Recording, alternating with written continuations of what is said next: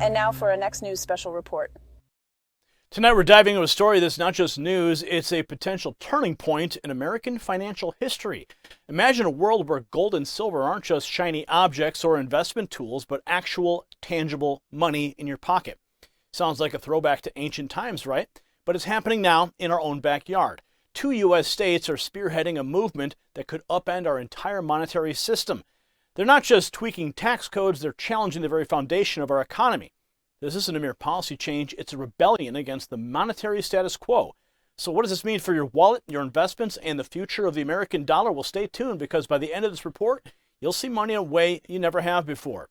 You don't want to miss my final thoughts on this. It's going to be a game changer. Now, before we jump into our special report, a quick note on something vital. You're aware of the top-notch news we deliver every day, right? Well, it's time to talk about gold. Amidst global conflicts and looming rate cuts, gold's value has rocketed past 2,000 an ounce, much like the surge in the 70s. Stark reminder of the direct link between our ballooning national debt and gold prices. In these uncertain times, Patriot Gold Group offers a lifeline. They provide a no-fee-for-life IRA, ensuring your investment in physical gold and silver is secure. Call the number on the screen, 888-857-9437 for a free investor guide. And remember, mention Next News for best-in-class service. Patriot Gold Group, where patriots protect patriots. Now, in an age where financial landscapes are rapidly shifting, 2 U.S. states, Oklahoma and Missouri, are at the forefront of a monumental change. They're introducing bills aimed at redefining gold and silver not as mere commodities, but as real money. This is more than a policy tweak. It's a direct challenge to the Federal Reserve and the current monetary system. Let's start with the basics now. These bills aim to eliminate state capital gains taxes on the sale and exchange of gold and silver bullion. Such a move lowers the investment costs of precious metals and is a significant step towards treating them as money. But think about it. If you had to pay a tax every time you broke a $5 bill, it would be absurd. That's what these states are addressing by eliminating this tax on precious metals. Missouri's legislative effort, spearheaded by Representative Doug Ritchie and Senator William Eigel, along with Oklahoma's push led by Senator Shane Jett and Senator Nathan Dahm, reflects a growing sentiment.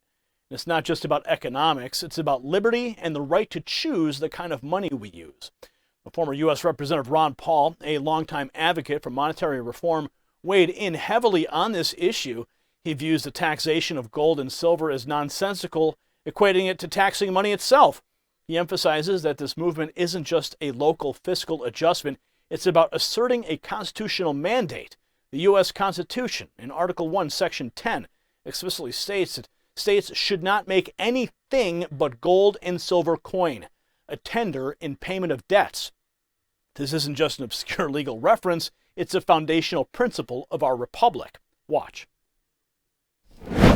So what you're doing here, the way I understand it, is you're suggesting that maybe we ought not to tax money. And I think that's a good idea because I'd like to not tax a lot of things. But certainly it makes no sense to tax money. And that is what I understand you're trying to stop because, if you have currency transactions across the world, they don't measure the value of the dollar. Oh, your dollar value went up, so we're going to tax you on the increase of your value.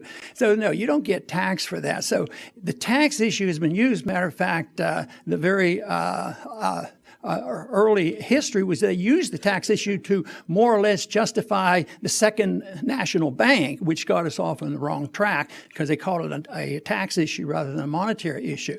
But very explicitly, the Congress is a lot of coin money.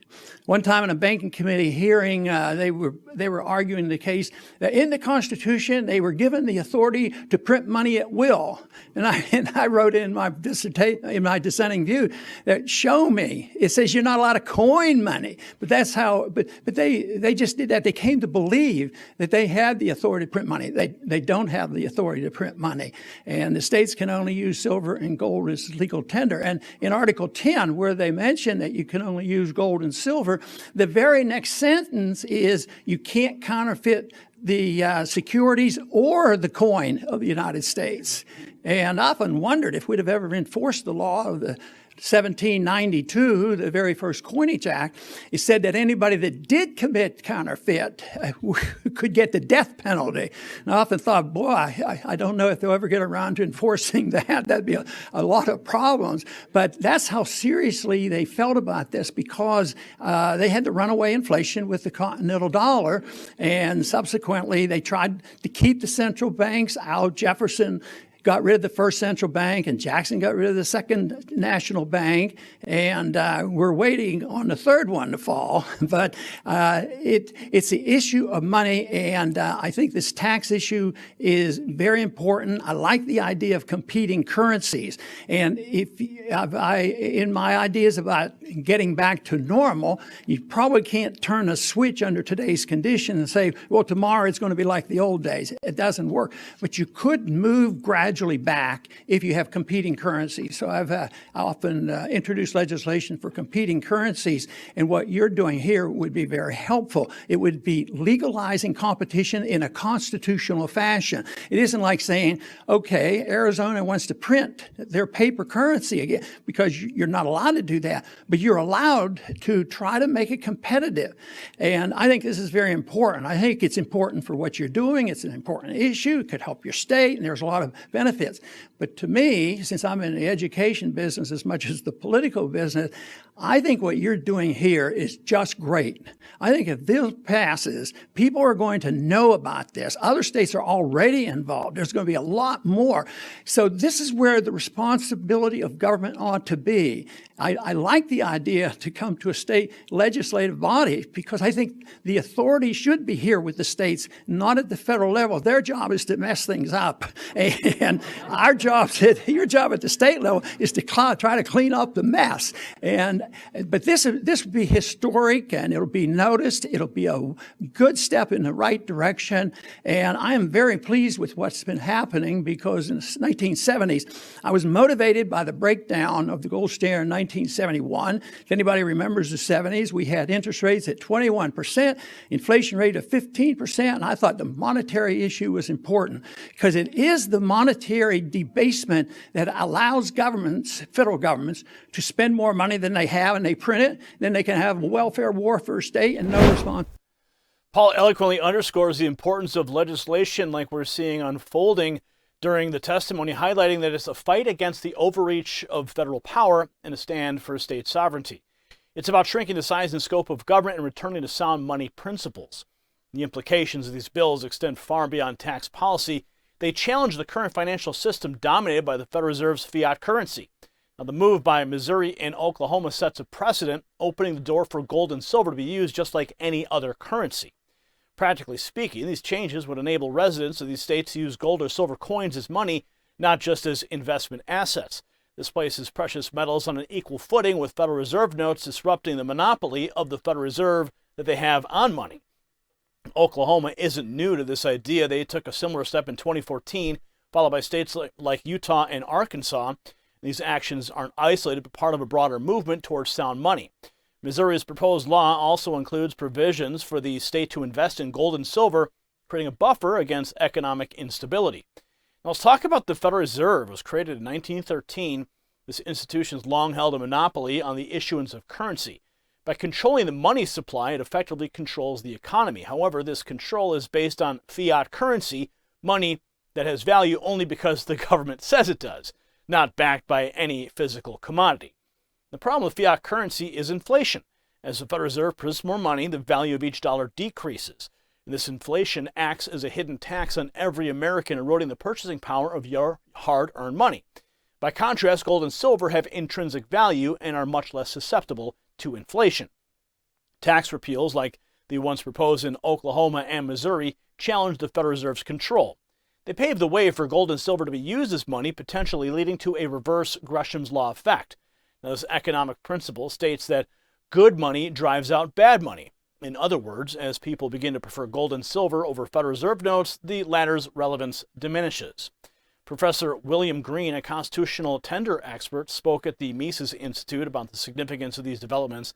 He explained that as residents start using gold and silver alongside Federal Reserve notes, the inherent value retention of these metals will gradually shift public preference, potentially leading to a cascade of economic changes. Now, this includes a flow of real wealth to state treasuries and an influx of banking businesses as people outside the state seek to bank with sound money. Now, this movement at the state level is part of a larger shift towards sound money. It's a response to a financial system that many feel is out of touch with the economic realities faced by ordinary Americans. By reasserting the role of gold and silver as legal tender, these states are not just making a statement about taxes, they're challenging the very foundation of our current monetary system. And the implications of these legislative efforts are profound. They represent a growing dissatisfaction with the status quo and a yearning for a more stable, reliable monetary system. It's a call for financial sovereignty and a return to the principles upon which our republic was built. If you got value from this report, tap subscribe. This isn't just about staying informed. It's about being part of a conversation that could reshape our nation's economic future. Now, in wrapping up this report, let's focus on the bigger picture. These legislative efforts in Oklahoma and Missouri aren't just commendable steps in the fight for sound money. They're beacons of hope in a larger battle. A battle that ultimately aims to abolish the Federal Reserve System and return to a gold standard. While these bills mark significant progress, they remind us that our work is far from over. The Federal Reserve, with its fiat currency, represents a departure from the economic principles that once made America prosperous and stable. Returning to a gold standard isn't just about economic policy. It's about restoring a foundation of trust and value in our monetary system. It's about taking back control from a centralized authority that manipulates our economy for its ends. These state bills are a great start, but the ultimate goal remains clear: a complete overhaul of our monetary system, aligning it once again with the principles of sound money and financial integrity upon which our republic was built. Congratulations, you made it to the end of the video. Now keep up your quest for truth with this next news report. And if you found our channel enlightening, join the millions who agree with you. Tap subscribe. Thank you for watching the Next News Network.